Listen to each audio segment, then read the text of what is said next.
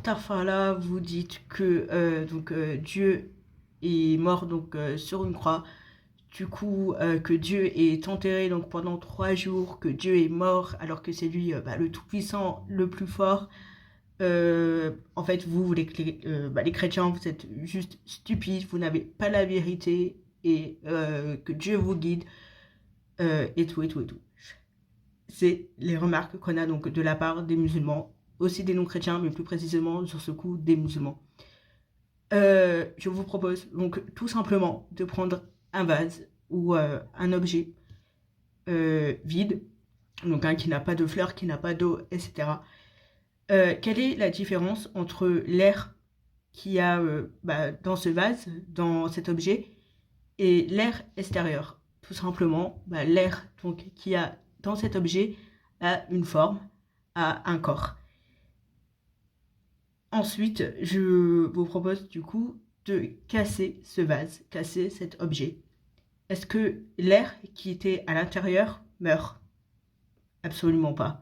C'est donc exactement ce qui se passe avec Dieu. Dieu est venu, Dieu s'est fait homme donc en Jésus. Du coup, Jésus est Dieu. Il s'est fait homme en lui, donc du coup, il a un corps, etc. Il meurt. C'est son corps qui meurt.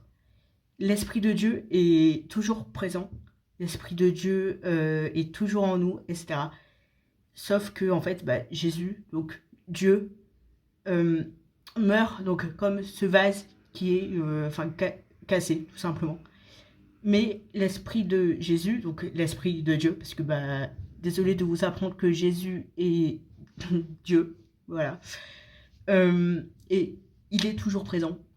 Donc, en fait, pendant ces 3 jours qui suit la mort de Jésus, donc, je rappelle, qui est Dieu sur terre, Dieu, donc le Père qui s'est fait Dieu, homme, oui, Dieu sur terre, du coup, par Jésus, il est mort, son corps est mort, mais son esprit est toujours là.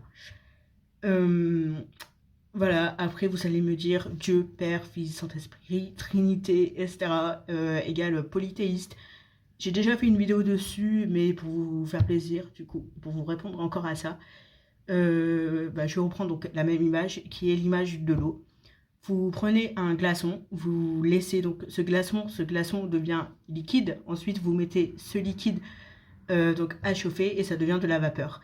Donc la même eau devient dans 3 états, donc solide, liquide et vapeur. Donc comme Dieu qui est Fils, Père et Saint-Esprit.